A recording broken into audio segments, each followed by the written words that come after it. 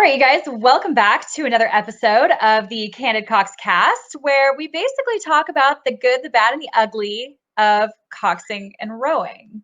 And we have a really good time doing it. So today I have a pretty exciting special guest, obviously very near and dear to my heart, coach of Orange Coast College, Cam Brown. And we are going to talk today about creating a winning culture and how it works, what part a legacy plays in sort of keeping that momentum going throughout the years, and so much more. So without further ado, Cam, please introduce yourself. Yeah, well, thanks, Whitney, and thanks for having me on today.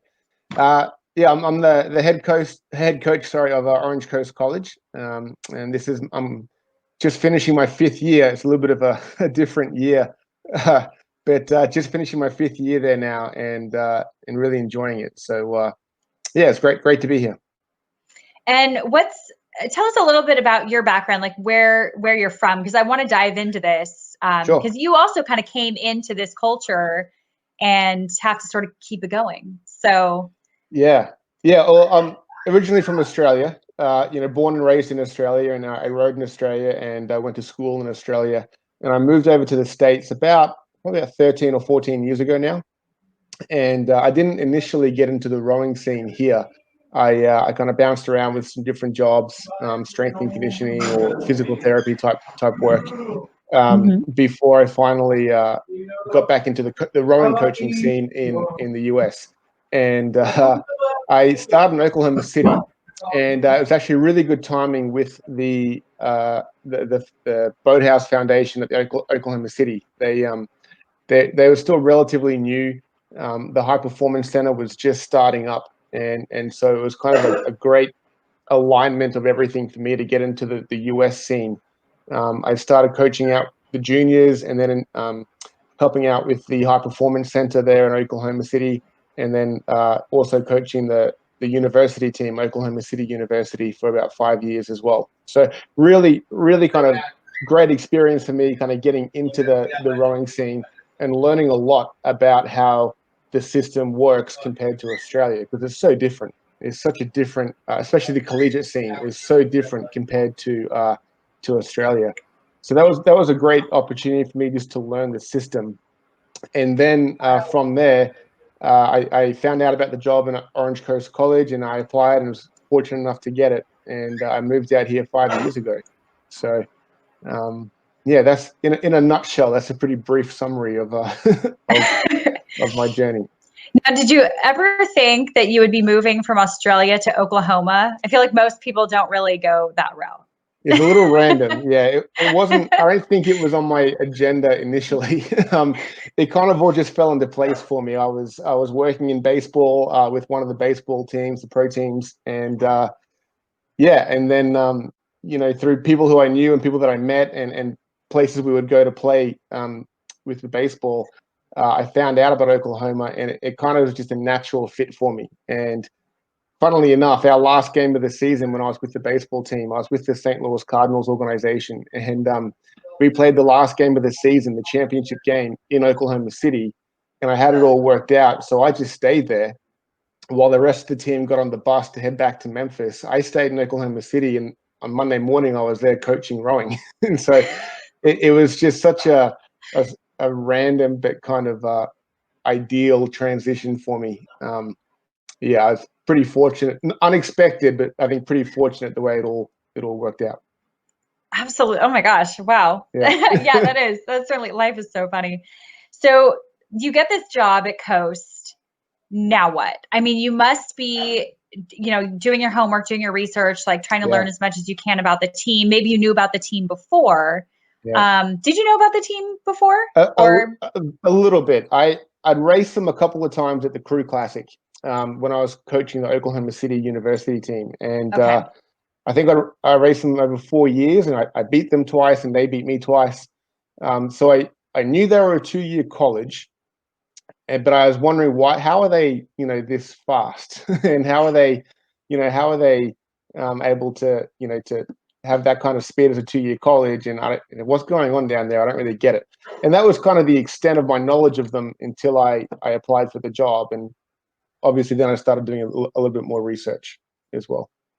So you get the job, you do the research, you get there, and you must have a lot going through your mind. Like, first of all, you find out, you learn that there's so much legacy behind this team and so much Yeah. history. But you're also bringing something new and bringing your experience. So, was there anything at first that you were a little bit apprehensive about or a little bit worried about, like stepping into a role like this? Sure. Well, yeah, I mean, of course. My wife and I moved out here from Oklahoma, so we kind of sold our house and moved out here. So that was a pretty big life change for us. So there was a lot invested in this.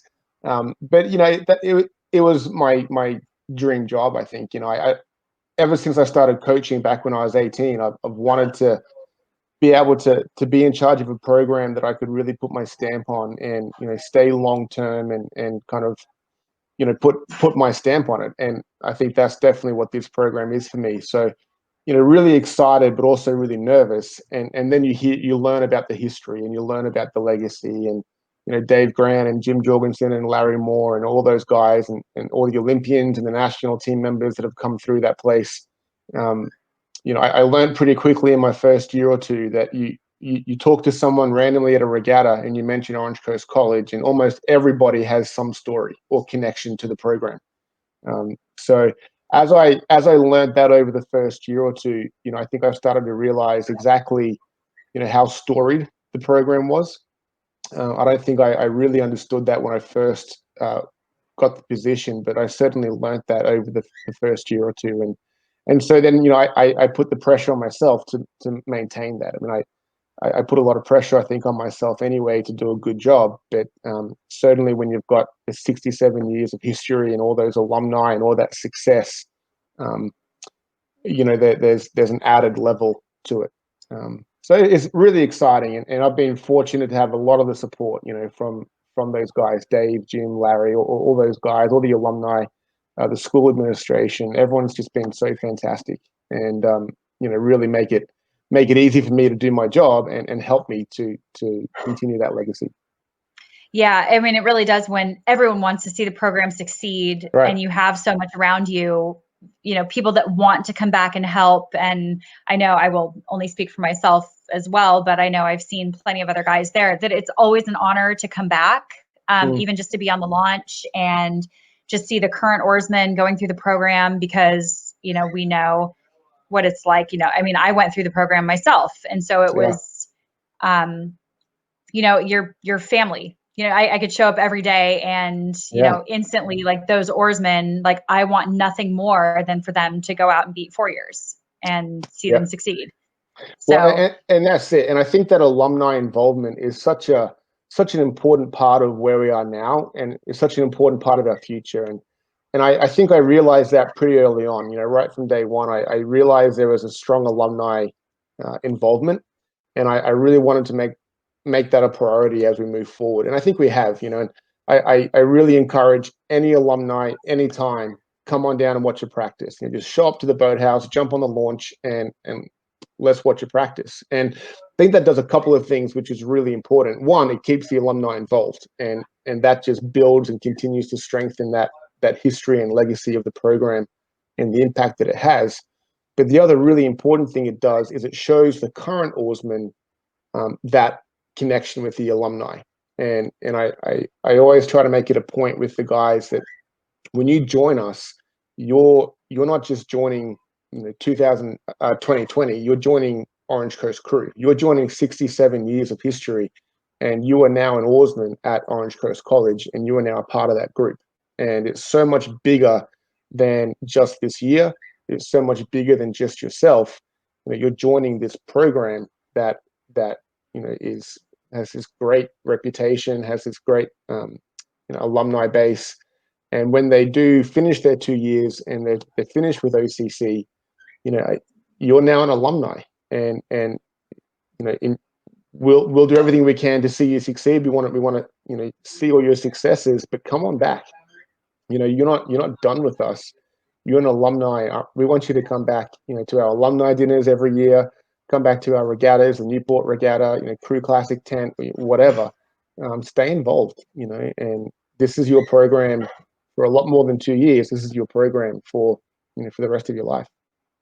Yeah, absolutely. I mean, I certainly couldn't agree more. And I've definitely been a part of programs where the alumni are not really involved. Sometimes they'll send out a letter when they're fundraising and they ask the alumni for money. But I think the programs that tend to do very well are the ones that keep them around the athletes. They keep them around the races, the programs. They involve them in the day to day. They ask them for more than just money once a year. And it's yeah. And so I definitely want to talk about this a little bit more because I have a lot more questions about this. Sure. So if you don't mind me backtracking just a teeny little bit here, once you stepped into this role and you realize like, okay, you put this pressure on yourself, but at the same time you have all this support and all these people around you.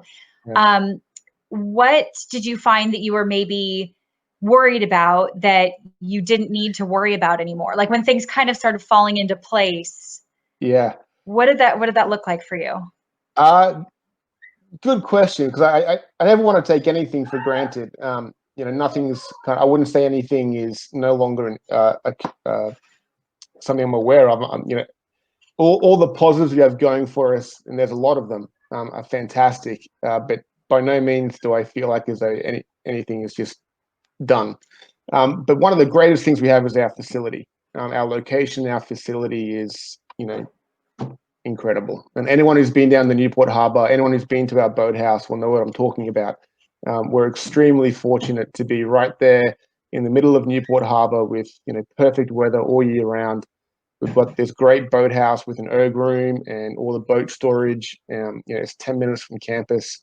I mean, that there, and even campus itself, the Orange Coast College campus is incredible. And there's a really common theme that we get from a lot of our recruits and our recruits' parents, which is that they feel like as though it's a 4-year school, when there's a lot of things that, 4-year schools don't have. I mean, we just opened our planetarium last year. We have a planetarium in the middle of campus. Not many 4 years have that. Our weight room, our fitness center, is used by the LA Chargers for their preseason training camp for the NFL. So, I mean, we're extremely fortunate to have those facilities. We just got a brand new athletic department that just got constructed and built. It opened up last month. Brand new facility with a new Olympic pool and everything. There's so much support and infrastructure set up from the campus itself, from the school administration, all the way down to the boathouse. I mean, it definitely makes life easier, and it definitely helps us to achieve our goals as well. Now, what is the recruiting process like? Because it's a 2-year, anybody can essentially go to the college, right? But you don't want just anyone to be rowing. I mean, you do want anyone to come and, try to be a walk-on, but what does your recruiting process look like? Yeah, great question. And that's such a big part of the game these days. Recruiting is, I mean, you look on the women's side of the NC2A level, I mean, recruiting is huge. Same on the men. We spend a lot of time recruiting, and myself and my freshman coach, Steve Morris, especially, he spends a lot of time all year, contacting recruits and communicating with recruits. And the long and short of it is, if you want to be here, we want you here as well. Being a community college, a 2-year school, admissions wise, we have a lot of flexibility. If you didn't get into the 4-year school of your choice, come to OCC. Spend 2 years, be a part of our program, win a lot of races, get your GPA up, get your erg score down, and after 2 years, transfer to the school of your choice. Get recruited into the school of your choice. And so I like to talk about our program being a stepping stone, and given the cost of tuition, particularly for in-state, but even for out-of-state, I mean, we've got to be one of if not the most affordable school with a rowing program in the entire country. It's really incredible, and so there's a lot of positives there with the recruiting aspect. But I think to answer your question a little more specifically, what do we look for in a recruit? Obviously, experience, erg scores, all that stuff's important, right? What's your height? What's your weight? What's your erg score? I have a pretty set reply when recruits ask me, what erg score do I need, or what erg score are you looking for? And I tell them that it doesn't matter. I want your erg score to be as fast as it can be, but that's not going to determine if I want you on my team or not. There's three things that I want from every recruit and every member of our team. And if they can do these three things, then I want them on my team, and I want them to be a part of our program, and I want them to join us. The first one is be on time. Just show up on time. If you can be there on time, we want you. The second one is do the work. Right? You got to do the work. You can't cut the corners. You can't cheat the system and expect to get the results. You got to put the work in. And the third one is be a good teammate. And that's it. If you can be on time, do the work, and be a good teammate, that's everything that we need. And I don't care what your height is. I don't care what your weight is. I don't care what your erg score or your experience is. If you can be on time, do the work, and be a good teammate, then I want you to be a part of our team, and you will win a lot of races, and you will achieve a lot of your goals, and you will move on and have success. And that we've been following that philosophy now for a couple of years, and we reinforce it all season long with our squad, because that's what it comes down to. That covers everything. And so you might have the fastest erg score in the country, but if you're not a good teammate, if you're not going to show up to practice on time, you're not helping us. So we don't really want you. If you've never touched an oar in your life, you've kind of looked at rowing before, but you've never really done it, but you want to join it and you're willing to do those three things, come on down. And we'll have walk-ons make our varsity 8, usually one a year. They're typically 6'6" and athletic and strong, and they end up pulling a 6'10" erg or something. But that's because they do what we ask them to do, not because of their experience or anything else. We'll have freshmen. Most of our freshman 8 will be made up of walk-ons. We'll have experienced guys from high school, but usually it's a good 50-50 split between our freshman 8 and our second freshman 8, between walk-ons and experience. We just make sure they do the work, they hold themselves accountable, and they be a good teammate. We're in this together. And so, yeah, if you can do that, that's our recruiting process. That's how to be a part of our program. And if you can do that, we want you. Yeah, that's true. And you hear those common themes across a lot of these top level programs. I know, like I told you, I was talking to Steve Gladstone, and he basically said the same thing. He's like, you show up ready to work for me, and we'll make great things happen. Well, that's it. Yeah, and it's really yeah, exactly. And you look at you may have been a stud in high school. Maybe you made the junior national team. Maybe you've got this phenomenal erg, and you stroked the 8 for 4 years. I mean, great. That's fantastic, and that bodes well for your future. But that's not going to be enough to get you in our freshman 8. You're going to have to earn it this year. What you did last year is all well and good, but show me what you can do now. What can you do for me now? Not what did you do? Exactly. That's kind of the mentality as well. That's so true. That's so true. And so after going through this recruiting process, you're not getting, 2 boats of guys. How many guys do you usually get the first few weeks? When you're recruiting, how many show up? Yeah, so we'll start off, the first week of fall semester, we'll typically have about 60, 70, 75 athletes show up. That's incredible. Between freshman and sophomore, your 2-year school. Most of them will be freshmen, their first year rowing. But we'll have about, give or take, about 20 returning guys for their second year, their varsity year with us. We're a 2-year school, so you have your freshman year and you have your varsity year, and then you transfer on. So that kind of keeps it simple in some ways as well. Yeah, absolutely. So, all right. So now we show up to practice, and we're starting the training throughout the year. And how do you, from day one, start to instill those values and that culture into the team? Yeah. I think it's a combination of a lot of things, obviously. One, we get alumni down. In the first couple of weeks, they'll see a lot of alumni who will kind of show them, explain to them and show them, what their possibilities are, get them excited about what their goals could be and should be. But I think first and foremost, we just get to work. You know, we don't talk about it too much. We'll kind of have a quick chat to kind of lay down the ground rules and set some goals overall. But then we just get to work. You know, we'll have our walk-ons on the water within 10 days. We'll put an you know, depending on certain levels of ability, you know, there'll be walk-ons rowing in boats with former national champions from the year before within 2 weeks. And we get them on the water and get to work, you know, and I think we show them right from the beginning that we're not going to waste your time. Don't waste our time. And we have all these goals, but that's only as important as what you back it up with. You know, it's all well and good to say what you want to do, but that doesn't count for anything unless you're willing to do it. And so, you know, there's a lot of ways to teach and learn and coach, and the talking aspect of it is obviously important, but most importantly is getting out there and doing it.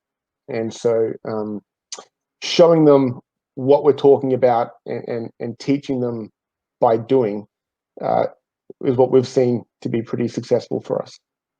Yeah. And from what I'm hearing you say, and then also thinking about my experience there as well, was that we, and feel free to disagree with me, we normalized a high standard. Right. And so every day you're on the water on time, your boats are lined up, you're warmed up, Yeah. you know, bow balls aligned across the water, ready to actually start the workout at a very specific time. And so all of these little things that you go through day to day, whether it's being on time to the starting line, crossing the channel the correct way, you know, getting hands-on at a specific, you know, all of these little things that add up that just become normal are what sets the standard. Yeah, no, you're exactly right. And I think a couple of things with that. One is we've only got an athlete for 2 years. And so, you know, we've got to make the most of that time, because after 2 years, you know, they're gone. And we can't develop them for a couple of years and then, you know, have them in our top boats for a couple of years. They've got to be in our top boat that year. And so we don't have time to waste. So let's get to it. And then secondly, you know, leading by example, and that includes the coaching staff. And so one of the things that I really made a priority from day one, and that I do on a daily basis, is we start practice at 6:30 in the morning.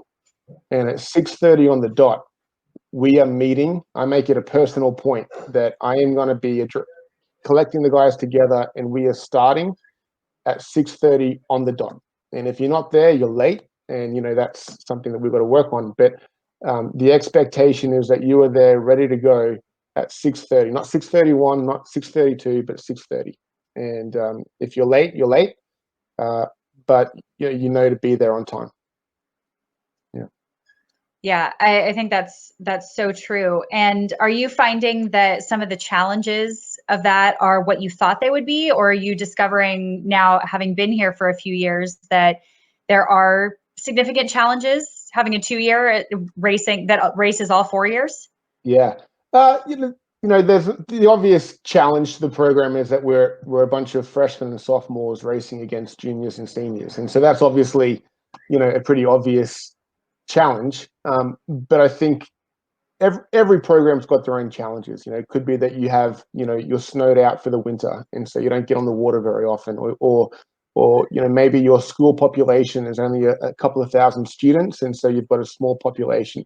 Everyone's got their challenges. Our challenge is that we're a 2-year school. So I think that the thing is to try to find out how to make that work for you. And, you know, we have this culture in our program, which started, you know, I think long before me. It started in the 60s. You know, we're the underdog. And anytime we line up, we're the underdog. And so we've got a chip on our shoulder, and we're going to do everything we can to beat you, because technically we shouldn't beat you, but we're going to do everything we can to cross that finish line first. And so that underdog mentality, I think, drives a lot of the you know, the effort and the performance based practices that we do. So that's, you know, that's obviously a challenge, but I think it's a challenge that the program has been able to work with and kind of make it work for us in a way. I think one of the other big challenges that we face is without the juniors or seniors on the team, our guys are young. We've got our second year guys, the majority of them are going to be 20 years old. They're the leaders on our team. And sometimes that's really great. And sometimes that provides a challenge because those guys are still learning themselves. And to be the leaders on the team, we have a lot of guys every year who are great leaders. There's natural leaders, and they fill that role for us. But I've also been a coach of a 4-year program before, and I know that when you have juniors and seniors on the team, their experience and those extra couple of years of knowledge and experience go a long way. And so that's something that, again, we're working with it, and we're kind of turning that into an advantage for us. But certainly, I think that would be another facet to the challenges. Yeah, and that's so interesting. And having coached at high level programs, high performance programs, 4 years, 2 years, you have such a wealth of knowledge and experience from all these different programs. I think it was Harry Parker that said, and forgive me, I'm going to butcher the quote a little bit, but he said it's the difficult thing about being a coach is distinguishing what the coach wants and needs versus what the athletes want and need. And as a coach of programs like that, you, I think, just have to be naturally competitive yourself as a person. And so how do you kind of balance wanting to beat these programs? You want to go out there and race with Cal and hang with them and hang with Washington and all these other programs. But you personally must want to as well as a coach. Yeah. And so how do you kind of balance, you think, sort of recognizing what these guys need that may just be younger to your guys versus what you want for them? Yeah, that's a really good question. I mean, that's a tough thing to I think balance and find out. And I think, when I was a younger coach and I my first few years coaching, it was all about winning. I want to win. I want to beat those guys. I want to cross the line first. So what are we going to do to win the race? And I think as I got older, I realized that winning is a result. Crossing the finish line first is a result. That doesn't mean that you were successful. It means that you crossed the line first. What does it mean to be successful? And what does it mean to truly, look back on a season and say, I got everything I could have out of this season. This was a phenomenal season for our program, for me individually, and our team. And this was a really successful season for us. And that comes down, I think, to being able to look back and reflect, whether it's a practice or a race or a whole season, and say, you know what, I feel good about the amount of effort I put into that. And how much effort did I put in? Did I cross the finish line first, but I probably could have gone harder? Or did I get my butt kicked, but I couldn't have done anything else, and I'm just proud of the effort I gave out? And that's a concept that I think takes a lot of getting used to. It's all well and good to have that philosophy and have that concept, but it's really challenging, I think, to accept it and to live it and to believe it, because everyone wants to win, and no one enjoys crossing the finish line second, right? That's not why we compete. We compete to win. But I think the next step is understanding that winning isn't everything. Winning is part of the process, and winning could be a great outcome. But the purpose of why we're doing what we're doing is to be successful. And the way we do that is to work hard and to put in, a true, honest day's work, whatever that is. And that I think then also builds longevity of success, right? Because it's easy to, to a point, it's easy to have short-term success and, maybe win a race once or twice, or have a really fast season because all the stars align for you. But how do you create a culture where year after year after year after year, you have a high level of performance? And that comes down, I think, to, the next step beyond winning, which is being successful. And that comes about, through how you approach your day-to-day business, how you approach your competition, how you approach your goals, even, and how you define being successful. I of course I want to win. I'm a competitive guy. I wouldn't be coaching if I wasn't competitive. It's my career. But I learned, I think, a few years ago that winning a race doesn't define your success. It's just a result. And being successful is so much more than whatever your result may be. I mean, we could just end it there. That's so good. So going back just a little bit, and I'll kind of come back around to this, but when you started coaching, whether it was right when you started or if you'd been coaching for a few years, did you have coaches that you looked up to or tried to emanate or learn from? Yeah, I started rowing in high school back in Australia, and I wasn't the fastest guy. I wasn't the strongest guy. I was, the equivalent of a lightweight, probably a pretty small lightweight in high school, but there was no lightweight categories. It was just, all one division. So I was in the third boat all through my high school career. But I loved it. And so after high school, I kept rowing and I joined the club. There's no collegiate rowing in Australia. The way the system's set up is all about club rowing.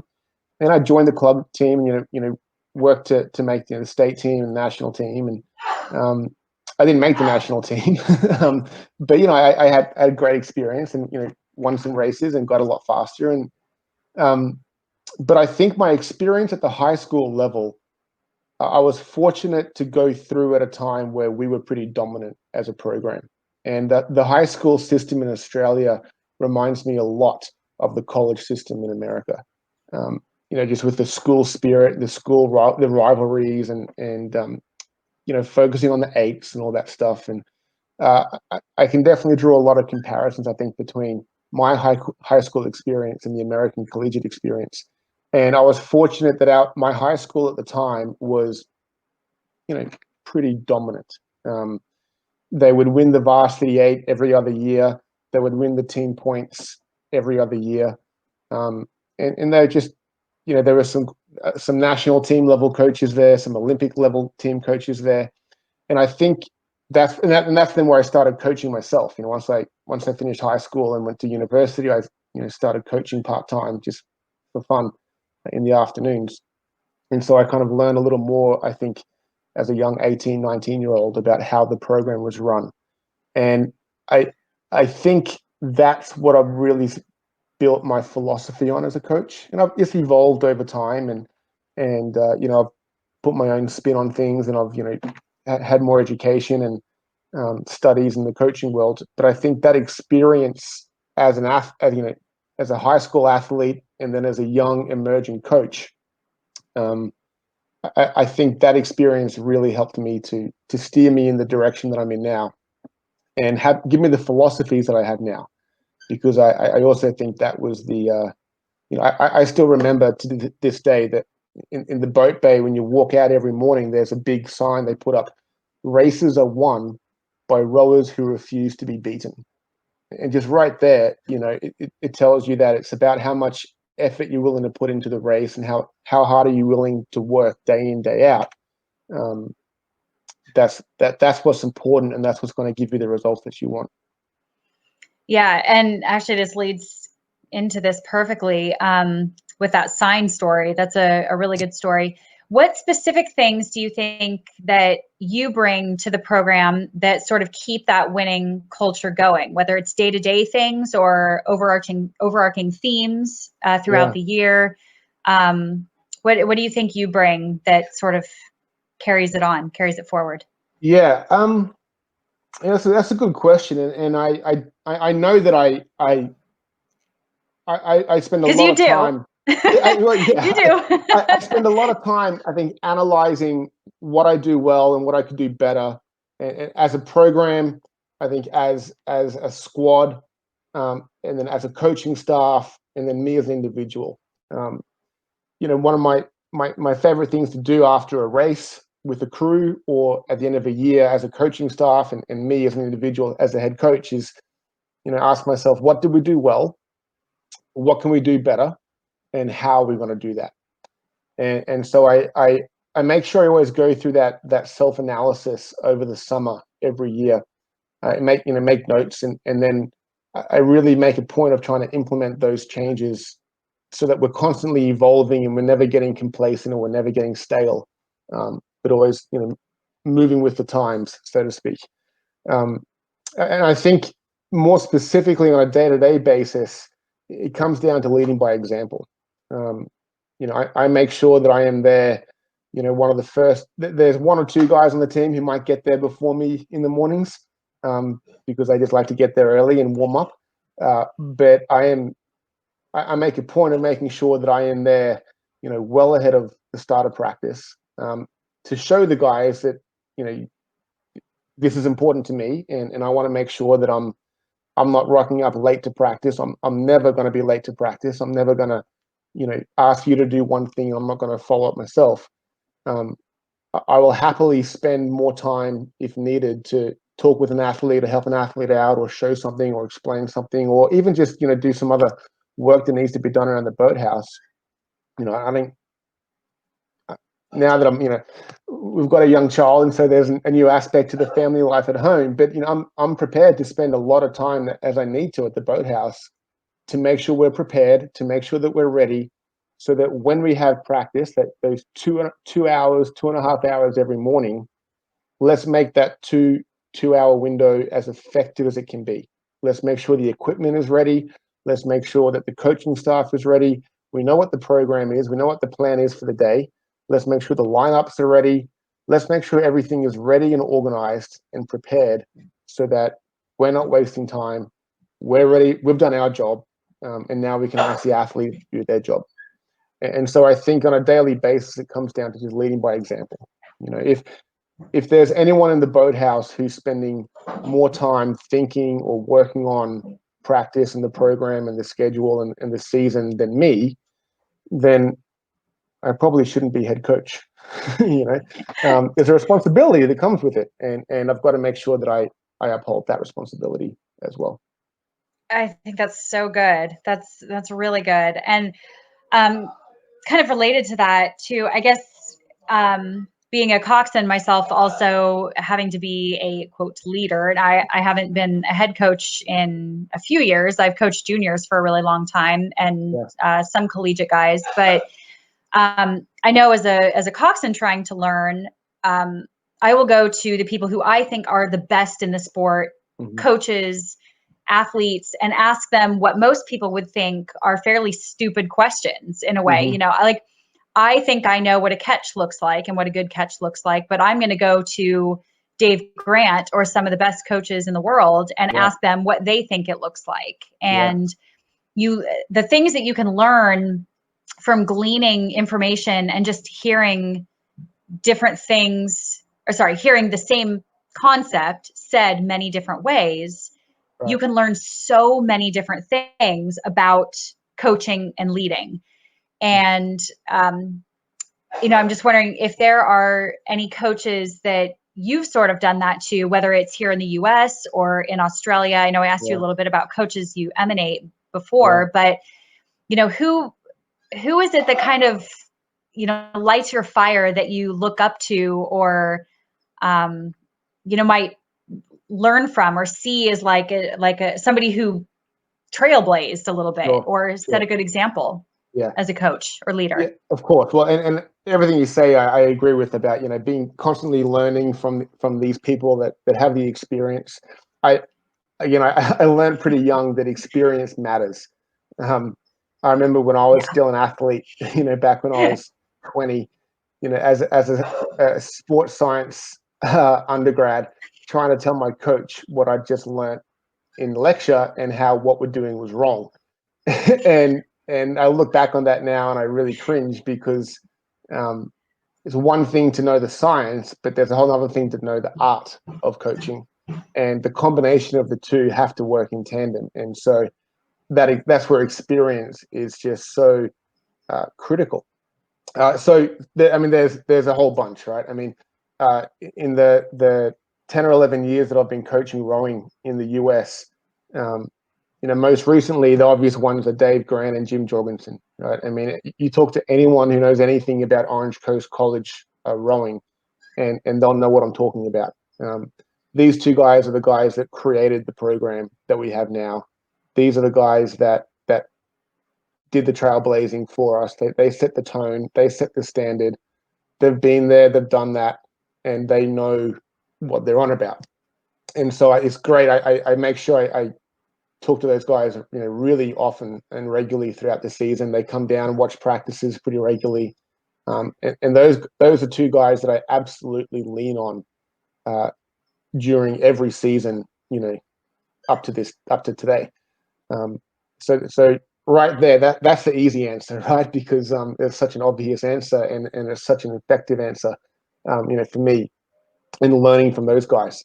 I was really fortunate in Oklahoma City as well, that as I was there with the High Performance Center starting up, we would have a revolving door of the top coaches in the country. John Parker was the first coach to set up the program. Then Brian Volpenheim was there. Then Cam Casaglis, Chris Korzeniowski would come, several months a year. You want a straight shooter? Talk to Chris. Yeah, and my He's office great. was next door to these guys. I mean, I literally would lean out my door and have a conversation with these guys, day in, day out, and I could ride the launch with them, and that there, I think, was a huge impact on me, just understanding not only the rowing stroke and the rowing physiology. I've been coaching for a while. I had a pretty good understanding, but just learning even more from these guys. But then also, and I think really, really importantly, is understanding at the high performance level, at the elite level, what does it take day in, day out? And we would have the lightweight four for 2012 was there, in 2016 as well. We're training out of Oklahoma, and so I got to ride the launch with Volp and Cam, and watch them and learn from them, have conversations with them. I still remember to this day, this one random afternoon, I was about to head home, and I saw Corzo in his office, and so I just stopped by. I asked him a question that I was struggling with about our program, and planning our program for later in the season, and it just turned into an impromptu 90-minute whiteboard session. Me and Corzo, and it was awesome. I've done my studies, I've read my books, I've done my research, and I know a fair bit about physiology and training, and Corzo just gave me this whole nother layer of knowledge and experience, which was at that time, being a young coach in my 20s, late 20s, and at the beginning of this collegiate coaching career. I mean, how many guys get to say they had that kind of experience with those coaches? So that was definitely a huge plus for me. That's absolutely incredible. And besides that, that impromptu 90-minute whiteboard session, do you have any other stories or anecdotes or anything that you remember from those guys that sort of changed or impacted the way that you view coaching and rowing? Like anything that just stands out that you're like, oh. Yeah, I think I think a couple of those guys, Brian Volpenheim and I, we got along pretty well, and we hung out a fair bit, and Cam Casaglis as well. And what I learned is these were the top coaches in the country. These guys were Olympic coaches. They were coaching Olympic boats. They were in the process of training and selecting boats for the Olympics. I mean, it literally doesn't get any higher than that. And as a younger coach, that those are kind of your aspirations. And I learned that, yes, they have spent a lot of time thinking and practicing and learning, working on their job, but they also had fun with it, and they didn't over analyze, they didn't over stress about it. They had fun with it. Again, anyone who knows Brian Volpenheim will know you like to have fun, like have fun with it. You don't have to be so straight-lipped, and you don't have to make it miserable. You can enjoy it even at that level. And I think for me, having the type of personality where I like to be pretty hard on myself, and I like to overanalyze and get pretty anxious about things, and definitely stress out about some of those things. that's something I keep reminding myself of, these days, is when I start getting stressed out about a lot of things, um, just take a deep breath and remember the reality of your job, which is that you get paid to go out on the water and, splash around, and teach guys how to move a boat. I mean, how good is that? So it's got to be fun, and that's the only way you're going to have, I think, a long career and successful career, is to keep it fun, and not lose sight of that. That's so true. And you do hear that again a lot at these top level programs too, which again, I think is so cool about the legacy of Coast. People don't leave feeling burned out and Mm, tired. They leave feeling like they're part of a family. They were part of a winning yeah, legacy. They feel included. Um, and it was fun. Like all you remember are the fun times. Like, of course, if you lost a big race, like, everyone remembers that. No right, one likes losing, right, but you always come back and remember what was great about it. yeah, yeah. And I And think, sorry, go on, yeah. oh, no, go ahead. Well, I was going to say, I think that comes down a lot to, as a coach of a program, give the guys some freedom to have fun with it. There's a certain amount of work that has to get done day in, day out, of course, Mm-hmm. but there's a certain level of fun to be had. But I think that mostly comes from the culture that you create among the team. Um, if the guys hang out with each other when they're not rowing, that's a good sign. If the guys just have a lot of fun with each other on the water and off the water, then they're going to have a lot of fun doing the work. And 5 by 5 minutes is not a great workout, but I can't tell you how many times in the last year or two we'd finish a workout like that, or as hard as that, and there's a sense of relief that the workout is over, but the guys are just so pumped to have just pushed themselves as a team. Not as one boat, not as one individual, but as a squad. We'll have 6 8 side by side, or 5 8 side by side, and we've all just done this workout, and we've just pushed each other. And what? Let's celebrate that. Let's enjoy that fact. Yeah, let's work hard, but let's have some fun while we're doing it. Let's enjoy it while we're doing it. Well, That's so true, and that's so good. And I forgive my listeners. I'm sorry they've heard this story before, but I've definitely been part of programs that don't have the 5 8 side by side. We have 1 8, yeah, and we're just paddling around all the time. And like, we do work. I'm not saying we don't do the work, but I mhm, think there's a very very different seriousness and very different dynamic to the team when you constantly have someone to push against that keeps building you up as the team. It sort of keeps the energy up and keeps the momentum yeah, up and keeps it fun when yeah, you have the numbers like that. And so it sounds like from what you're saying, and again, I'm just speaking from my experience having both as well, but all of these things combined, plus the numbers and getting out there and training 5 6 boats across, all creates that culture yeah. together. I think so. I think you're right.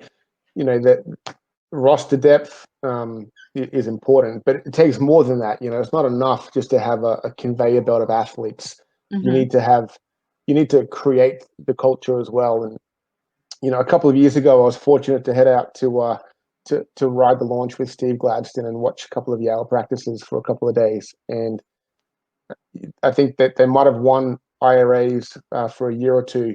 So that this was only a couple of years ago.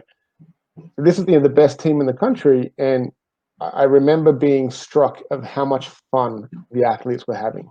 I mean, these guys were, when it got down to business, I mean, they were working. Don't make no mistake about it. It was a pretty efficient, obviously, setup. But I still remember to this day that as soon as they were on land, even between pieces when they were catching their breath, there were jokes flying around. The guys were laughing with each other. It was a fun atmosphere, and guys want to be around that. They want to keep doing what they're doing to keep that going. So it kind of breeds itself, I think, and that's something that I definitely use as motivation myself with my team to create that environment where you're not just having a bunch of guys battling against each other for the sake of it, seeing who's going to fail first. You're seeing, who can help how can we help each other so that everyone's pulling each other along, and ultimately, right, that's going to make you faster, right? It's one thing to beat everyone else and kind of push everyone else away from you, but it's another thing to get pushed ahead of the pack, and other guys to push you forward. That's so true. And I was actually, I've coxed a couple of those Yale guys internationally at Holland Becker. Yeah. And we won. And so I was so excited. They're obviously incredible athletes, so I was really happy to get them. But you're absolutely right. I mean, you see those guys at those top levels, and then at programs like this, which is what makes Coast so cool, is that you guys have the same characteristics as these top level programs. And it's just like, rowing can be fun. Yeah. Like rowing, it hurts, but rowing can be fun. Like why are we here if this isn't fun? And I've certainly been on teams that did not have fun, and it's just miserable all around. It makes rowing really unfun, really not fun. Yeah, and I think any team sport, right, is supposed to be fun. You're supposed to compete, but enjoy the process of competing. Yeah. In a sport like rowing, in a season as long as rowing, and with the type of training we do, there's ups and downs, and we definitely have our periods of the year where guys are tired, guys are stressed out, guys are kind of just sick of each other. We've been practicing for so long, we just want to go out and race, or who knows what. And that's when I think for me as a coach, I try to make sure I'm aware of that, and then take your foot off the pedal if you have to, and give the guys something to look forward to, mix it up a little bit.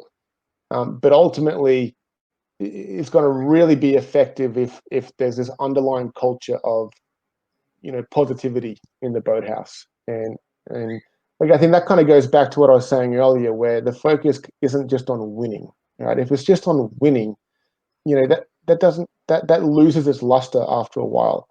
But if the focus is about being how good can we be, and how much better can we get, there's that constant source of motivation.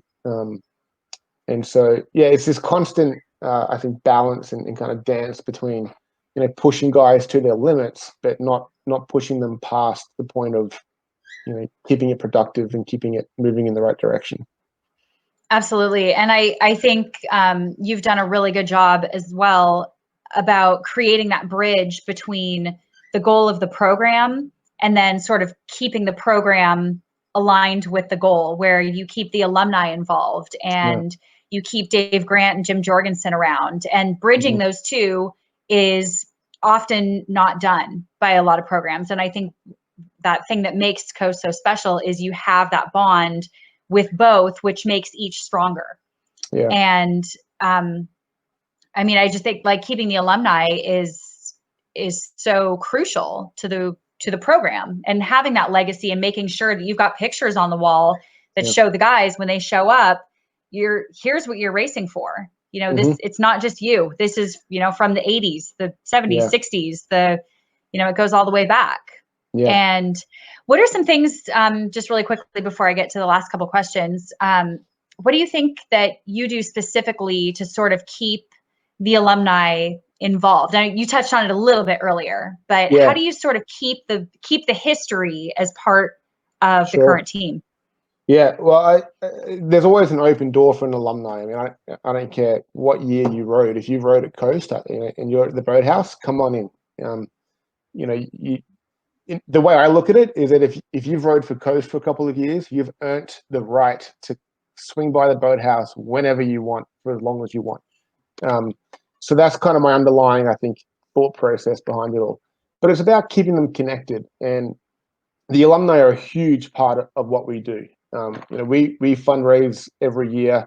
The fundraising is really important for us, and we couldn't do what we're doing without that support. Predominantly from our alumni, and so that's a really important part from a financial perspective. But that's, like I was saying earlier, that's not, I don't think, the most important aspect. That's not the most important thing the alumni bring to the table. What they bring to the table is the legacy and the culture and the history. And so we'll communicate with our alumni all year long. We make sure our social media, which is aimed predominantly at alumni, as well as recruits and current oarsmen, but definitely a strong alumni focus with our social media. We'll do regular, every month or two, we'll send out an electronic newsletter with an update on what we're doing, what results do we have, what's coming up on the calendar. We have our alumni dinner every year, which is really important in February, and we honor a specific year of every decade each year, keeping them a part of the program. The last thing that I would want any alumni to think is that all we want them for is to ask them for money.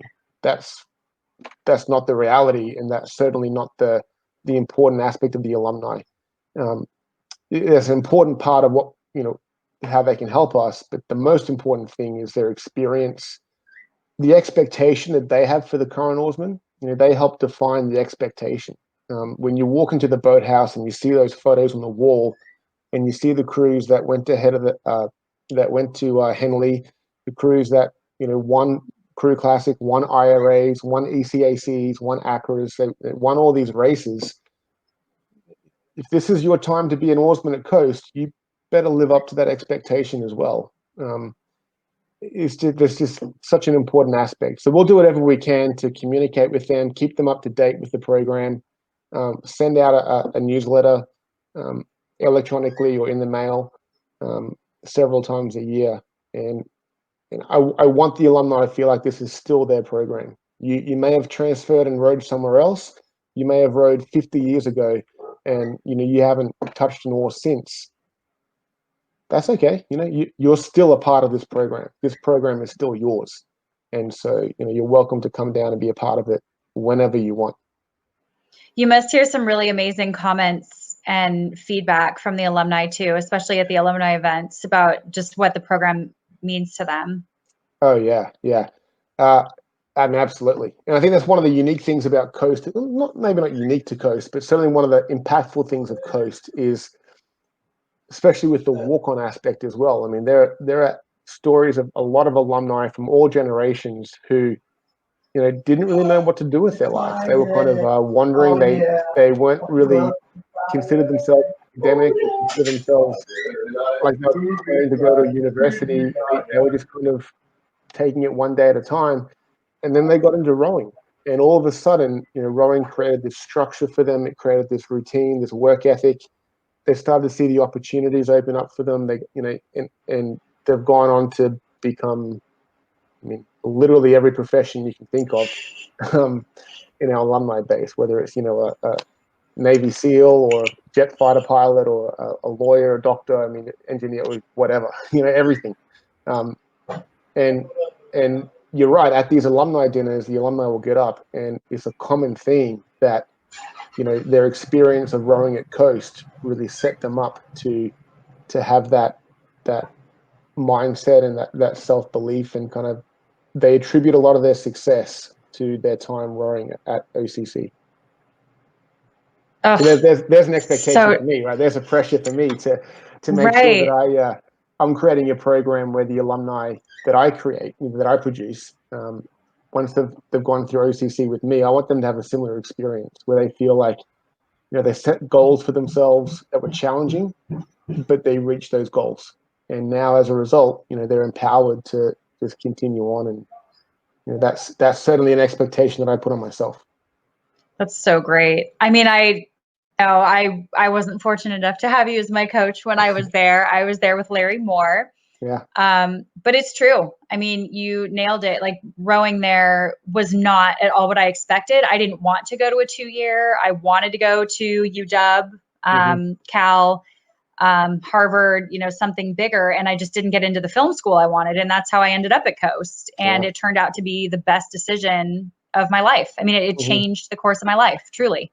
Yeah. And it's, here I am still doing it. Yeah. You know, like I can't escape the rowing. So No, and it's great, and I feel so, so fortunate to be a part of a program where what you just said is a common theme. It's such a common theme where it wasn't my first choice to go to community college or go to OCC, mm-hmm. but I went there and I had this experience, and I wouldn't change it for the world. Yeah. And that's something that is definitely a great aspect to the program. Yeah, it's true. And we all still stay in touch. I mean, from, oarsmen from so many years, even around when I was there, a bit before and a bit after, we're in touch all the time.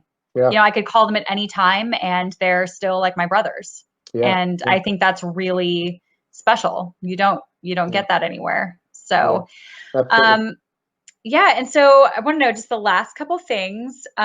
Was there any advice or anything that Dave Grant or Jim Jorgensen ever told you or advised you that really kind of struck a chord with you, or like some of the best advice that they ever gave you? Yeah. Yeah, there is. I joke around with Jim all the time that I'm going to make a coffee book with all of his phrases, because Jim's always got a little nugget of of information. He's pretty funny. He's pretty funny. He's good. One day I'll get them all in a coffee book, and it'll be a bestseller, I'm sure.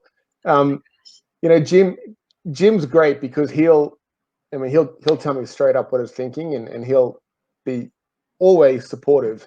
But he'll also challenge me, and he'll hold me. He'll ask the questions of why we're doing this, or have I considered doing that. And so there's just this constant stream of education from his experience, which is really hugely beneficial to me. And gee, there's been more than a couple of times where I've thought about what is said, and yeah, Jim, that's a really good point. So that's great. And when it comes to Dave, Dave just himself commands just so much respect right from the get-go. And you have any length of conversation with Dave, and you'll understand straight away that he knows what he's on about. He won't say anything unless he feels like it needs to be said. And the thing I appreciate with Dave is he's really allowed me to run this as my program. He's definitely given me a lot of advice, and he's definitely help support me and answer any questions I have. But I feel like he's really made a point of allowing me to run this program as my program. And I appreciate certainly that, with full respect and acknowledgement of the work that he did to create the program that I'm fortunate enough to be the head coach of now. Dave lives just around the corner from the boathouse. He'll come down often. I'll go around to his place for coffee, pretty regularly throughout the season. And it's just good to have a conversation with him. And the other great thing that I've learned from Dave is that we'll go and we'll talk rowing. Usually it's me asking him questions about rowing, and then we'll talk about other stuff. And it's his knowledge that as important as rowing is to me and to him and to us, there's more to life than rowing.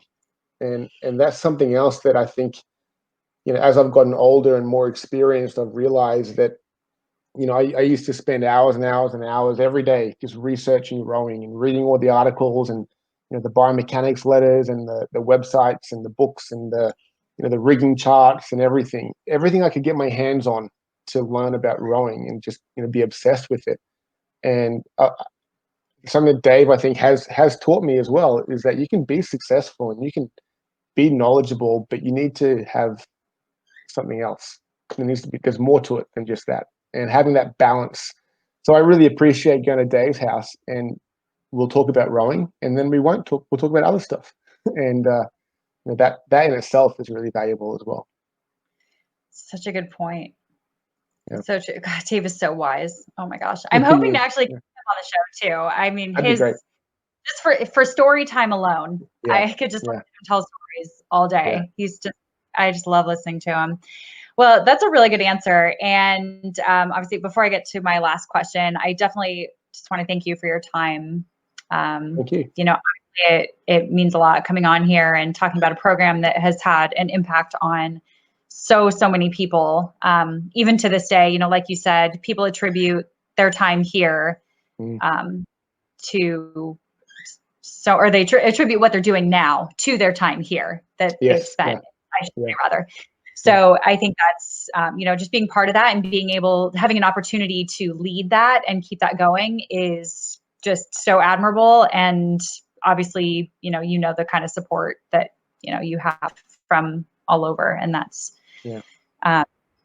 we love it. We love Coast. So yeah, well, thank you. I appreciate it, and happy to come on and happy to do it again whenever you need it. Whenever you'd like. Perfect. Careful what you offer. I might ask about. Yeah. Okay, so what does rowing actually mean to you? What does rowing provide you or do for you? Yeah, good question. I think I'll refer back to what I was just saying when I was talking about Dave Grant. Rowing when I was younger, I mean, it created this. It was, hands down, it's been a passion of mine, for as long as I can remember. And certainly when I was younger, as an athlete, but then also as a young coach starting out. I mean, it was just this all-consuming passion. And as I've gone through, I think I've gotten a little bit of a different appreciation for it, where it can teach you so much, it can provide so much.